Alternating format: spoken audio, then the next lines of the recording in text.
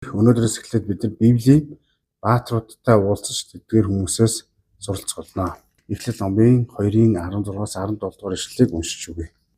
Тэгээд эзэн бурхан тэр хүнд тушаан чи цэцэрлэгийн альж модны жимсийг дураараа идэж болно. Харин сайн муу мэдүүлэгч модны жимснээс идэж болохгүй.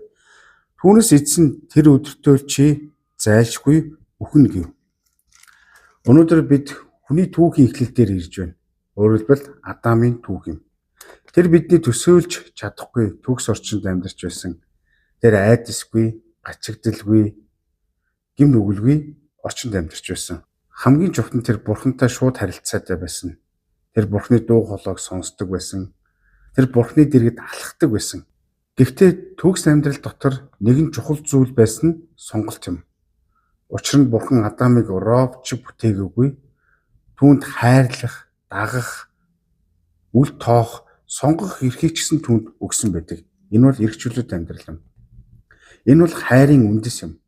Жинхэнэ хайр бол албадлага биш, сонголт юм. Адам нэг өдөр сонголт хийсэн. Гаднаасаа жижиг мэд ганцхан жимс идэх тухай явдал юм. Энэ бурхны үгийг дагах уу, өөрийн хүслийг дагах уу гэдгийг шийдвэр байсан. Тэр өөрийн хүслийг сонгосон. Тэр мөчөд бүх зүйл өөрчлөгдсөн.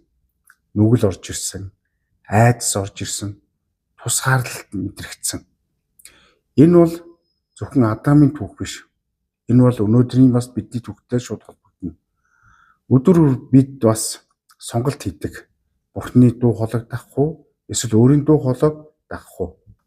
Заримдаа бид боддог. Эн чинь жижиг зүйл шүү дээ гэж. Жижиг дуулуургүй байдал том орон зайг үүсгдэг. Адам төгс орчинд байсан ч гэсэн тэр унсан. Харин бид төгс биш орчинд байгаач зөв сонголт хийх боломжтой. Яагаад гэвэл бид ганцаараа биш. Бурхан бидэнтэй хамт байгаа. Чи ямар дуу хоолойг сонсож байна вэ? Шийдвэр гаргахдаа сэтгэл хөдлсөн үедээ ямар шийдвэр гаргаж байна вэ? Тэгвэл шийдвэр гаргахаас өмнө өдөр бүр эзэн минь ээ, энэ зүйл танд таалагдах уу? Энэ өнөөдөр жижиг асуулт мэт боловч амьдралын чиглэлийг тань өөрчлөх хүч байгаа. Зөв амьдрал бол Бурхны үгийг сонсохоос эхэлдэг.